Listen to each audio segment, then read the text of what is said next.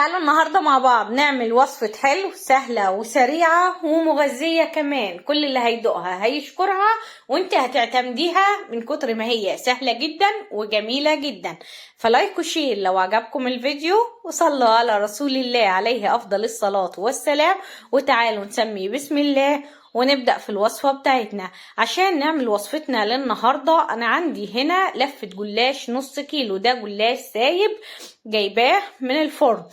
طبعا هنيجي هنا عندي صينية، الصينية طبعا بتاعتنا النهاردة مقاس 34 كبيرة، ما هي صغيرة.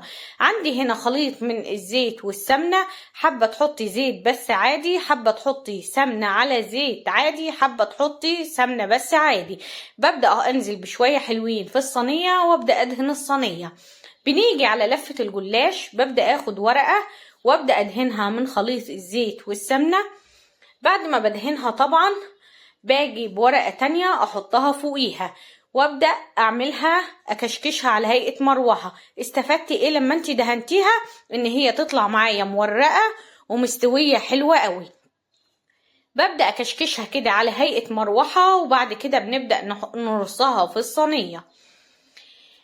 طبعا سيبيها واخده راحتها ومتفتحه كده، ما تلميهاش على بعضيها جامد قوي. برجع بكرر نفس الخطوات، ادهن ورقه الجلاش واركنها على جنب واجيب ورقه تانية عليها، وبعد كده ببدا الفها على هيئه مروحه بكشكشها. طبعا بكمل بنفس الطريقه لحد لما بنخلص الصينيه بتاعتنا. الصينيه اخدت معايا بالظبط نص كيلو الجلاش.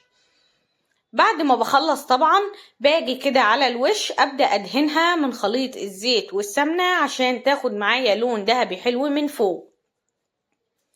بعد كده عندي الفرن شغال على اعلى درجة حرارة، سخن كويس قوي معايا. هبدأ ادخلها على الرف الوسطاني، النار شغال عليها من تحت بس على اعلى درجة حرارة لحد لما تاخد اللون من تحت، اللون الذهبي.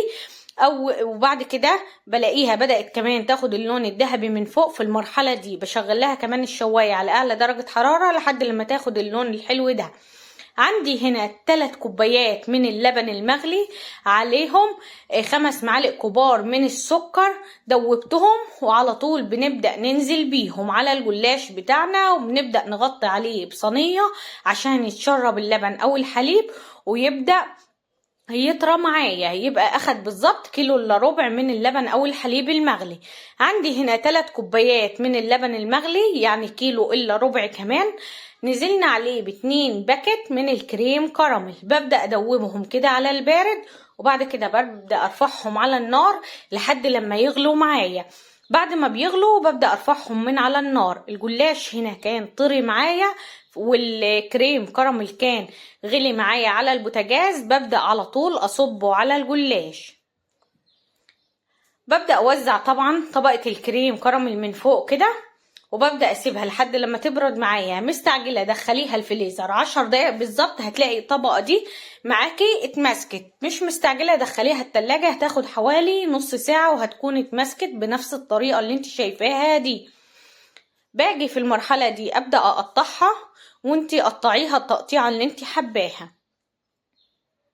وبعد كده عندي هنا اكياس الكراميل اللي جاية في علب الكريم كراميل، ببدأ كده انزل بيها على الوش.